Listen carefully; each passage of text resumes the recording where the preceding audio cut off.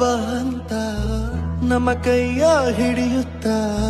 ಕರೆದೊಯ್ದ ಬೆಳಕು ತೋರಲು ಗದರೋದು ನಮ್ಮ ಬೆಳೆಸಲು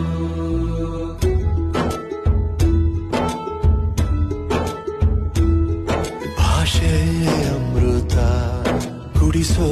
ತಾಯಾಗಿ ಭಾಷೆ ಅಮೃತ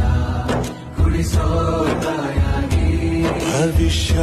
ಬರೆವಂತ ತಂದೇನೋ ಆಗಿ ಬರೆವಂತ ತಂದೇನೋ ಆಗಿ ಚಂದದ ಜೀವನನ